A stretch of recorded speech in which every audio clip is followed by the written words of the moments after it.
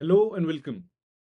Union public service commission ने एक important highlight जारी कर सिविल सर्विसेज और फॉरेस्ट सर्विसेज प्रीलिम्स की लास्ट डेट टू अप्लाई को एक्सटेंड कर दिया है। You can see it like this in the highlight section of the website. देखिए, इसे डिटेल में अगर हम देखें तो ये बोलते हैं कि 18th February will now be the last date जहां पर आप यूपीएससी प्रीलिम्स सिविल सर्विसेज के लिए और फॉरेस्ट सर्विसेज के लिए अप्लाई कर सकते हैं। अगर हम इसको कंपेयर करें जो ऑफिशियल नोटिफिकेशन पहले आई थी, उसके according last date was 11th Feb। Last date to apply was 11th February। Now it is 18th February। तो 1 वीक, एक वीक का इजाफा हुआ है डेट में। इसी के साथ साथ जो एक पीरियड, एक विंडो यूपीएससी ने बोली थी नोटिफिकेशन में कि we will allow modification OTR में, मॉडिफिकेशन आपके एप्लीकेशन फॉर्म में, जो था लास्ट डेट ऑफ अप्लाई से नेक्स्ट 7 डेज तक, वो भी साथ-साथ एक्सटेंड हो चुका है। पहले this was from 12th February to 18th February, क्योंकि last date to apply was 11th। Now in the notification it says that it is from 19th February to 25th February। So if you are somebody जिसने अभी तक form नहीं भरा है, consider yourself lucky and please fill the form cautiously and urgently. चलिए, before going to the questions, UPSC के form से related questions या फिर ओटीआर से रिलेटेड कुछ इश्यूज से, I want to highlight a few important doubts. जो आपके डाउट्स हैं उन्हें क्लियर करना चाहता हूं मैं। सबसे पहला डाउट है स्टूडेंट्स का, जो मेरे पास आ रहा है काफ़ी, जो स्टूडेंट्स श्योर नहीं है एग्जाम से रिलेटेड। दे आर सेइंग कि sir, if we fill the application form, अगर हमने एप्लीकेशन फॉर्म भर दिया और इवेंचुअली एग्जाम हॉल नहीं गए, you fill the form and do not appear, then will it be counted as attempt? क्या ये मेरे अटेम्प्ट में काउंट हो जाएगा? तो I want to tell you, नहीं होगा। अगर आप यूपीएससी का फॉर्म भरते हैं और अपीयर नहीं करते हैं प्रीलिम्स में अपीयर नहीं करते हैं, तो वो आपका अटेम्प्ट काउंट नहीं होता है। देखिए, इट सेज दैट, यहाँ पर कंफ्यूजन क्यों है, क्योंकि यूपीएससी नोटिफिकेशन में ये कहा गया है the candidates will not be allowed to withdraw their application. Candidates will not be allowed to withdraw their application. Now it does not mean, इसका मतलब ये नहीं है कि आपका, अगर आपने एप्लीकेशन फॉर्म भर दिया है तो अटेम्प्ट काउंट हो जाएगा। नोट्स में लिखा हुआ है क्लियरली कि an attempt at prelims examination, अगर आप प्रीलिम्स एग्जामिनेशन जाके देते हैं physically, then only it will be counted as an attempt of the civil services. अगर आप एक भी पेपर देते हैं, दो में से एक भी पेपर देते हैं, any one paper of prelims, फिर भी आपका अटेम्प्ट काउंट होगा। बट अगर आप जाके पेपर एग्जाम नहीं ही देते हैं सिविल सर्विसेज प्रीलिम्स का, तो भले ही आपने एप्लीकेशन फॉर्म भरा हुआ है, but it will not be counted as your attempt. ये था पहला इशू। दूसरा इशू है कैडर प्रेफरेंस रिलेटेड। अभी तक स्टूडेंट्स को क्लैरिटी नहीं है कि कैडर प्रेफरेंस का क्या करना है। तो guys, I want to tell you कि कैडर प्रेफरेंस अभी इस स्टेज पर रिक्वायर्ड नहीं है। आप इसकी चिंता ना करें। अभी कैडर प्रेफरेंस ने, यूपीएससी ने आपसे कैडर प्रेफरेंस नहीं मांगा है। ऑफिशियल नोटिफिकेशन में ये लिखा हुआ है कि एक विंडो खुलेगी 10 डेज की, जब प्रीलिम्स का रिजल्ट आ जाएगा। उसके बाद प्रीलिम्स के रिजल्ट के बाद 10 डेज की एक विंडो रहेगी, वहां पर आपसे कैडर प्रेफरेंस मांगा जाएगा। ठीक है। नेक्स्ट क्वेश्चन है कि क्या सर, मैं जो सर्विस प्रेफरेंस डाल रहा हूँ, जो मैं अचीवमेंट्स डाल रही हूँ, एजुकेशनल क्वालिफिकेशंस हैं, मैं जब तक एग्जाम होगा, जब तक मेरी पोस्ट ग्रेजुएशन कंप्लीट हो जाएगी, तो ये क्या चीज़ें सारी मैं अपडेट कर सकते हैं? Can we update the details? हाँ, तो as per UPSC notification, yes, हम इन चीज़ों को बाद में अपडेट कर सकते हैं। देखिए, कंफ्यूजन क्यों है, क्योंकि पॉइंट नंबर B5 ये बोलता है कि no change in preference of services will be allowed, would be permitted. But साथ ही साथ it gives an exception. See, here is an exception. Exception है पॉइंट नंबर B3। तो ये देखिए, ये एक्सेप्शन क्या बोलता है, what what does this point say? It says कि जब आपका पर्सनालिटी स्टेज रहेगा, आपकी जब इंटरव्यू कॉल आएगा, तब आपको एक मौका वापस दिया जाएगा to update your address, your educational qualification, your achievement, your employment details. ये सारी चीज़ों को अपडेट करने का आपको एक और मौका मिलेगा। तो I think this should be clear as well. तो this is how your application form is. अगर हम ओटीआर और एप्लीकेशन फॉर्म की बात करें, तो इसमें 4 पार्ट है। The first part is OTR, the second, third and fourth part is the application part. Let's just take some doubts. पहला है कि when you go to the OTR profile वो ऐसा दिखेगा, ठीक है? जब आप लॉगिन करेंगे तो आपके पास दीज डायमेंशंस आर देयर, जिन्हें आपको फिल करना है। पर्सनल इन्फॉर्मेशन है, एड्रेस इन्फॉर्मेशन है, फोटो एंड साइन अपलोड करना है आपको। I think these the first three are pretty simple, are pretty basic. यहाँ पर most students do not have a doubt, यहाँ पर इशू नहीं है। जो माइन्यूट्स डाउट रेज हो रहे हैं वो एजुकेशनल इन्फॉर्मेशन से रिलेटेड है।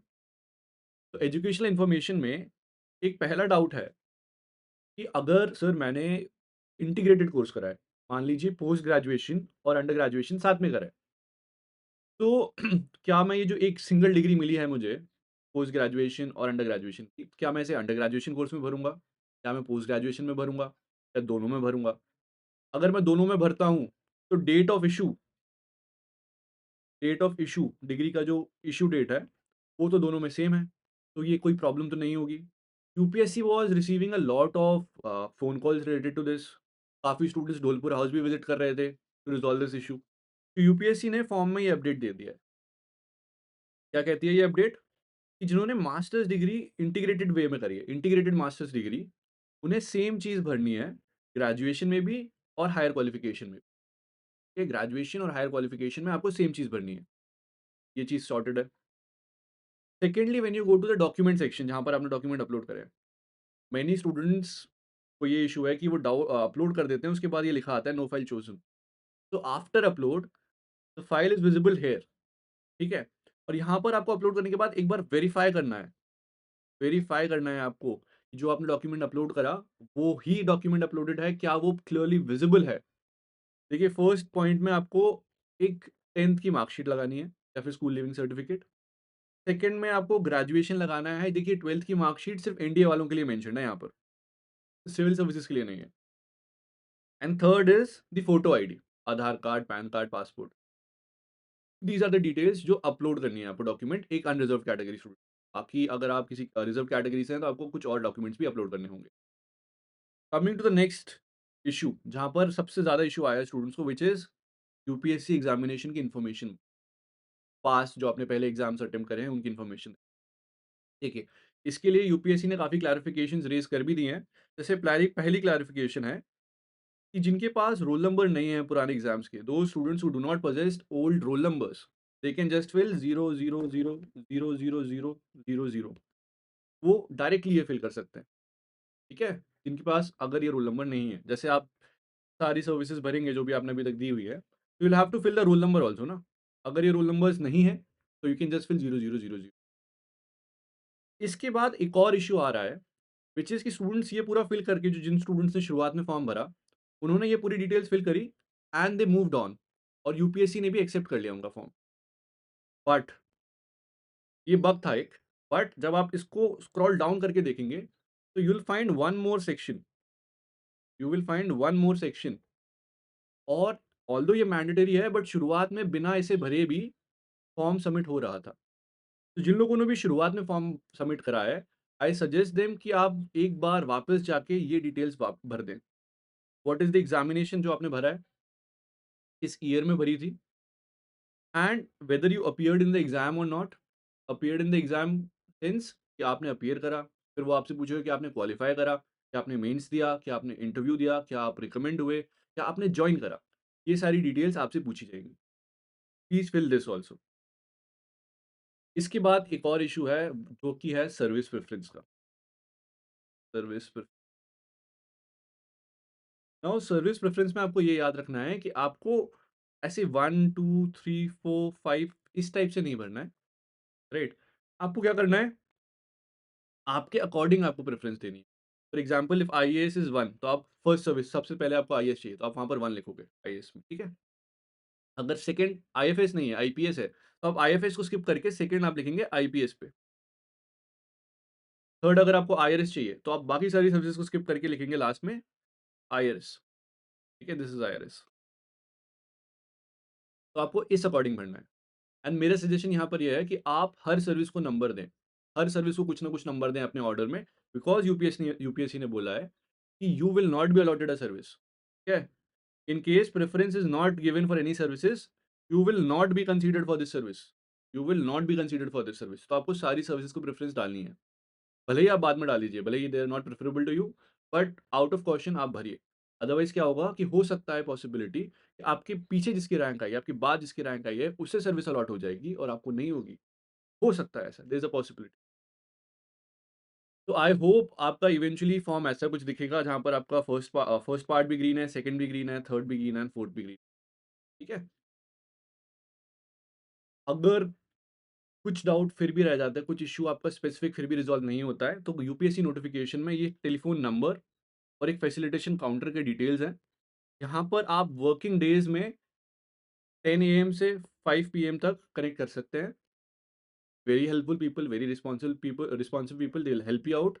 अगर फिर भी आपको कुछ इश्यू है, जो अब रिज़ॉल्व नहीं हो रहा है, तो you can just reach out to me here. This is my Instagram and Telegram handle. You can reach out to me. मैं पूरी मदद करने की कोशिश करूँगा आप लोगों को। तो I hope this video was helpful, इसने काफ़ी आपके डाउट्स रिज़ॉल्व करे होंगे। My name is Nikhil Parihar. I am a faculty at Nirnay IAS. Thank you so much for watching.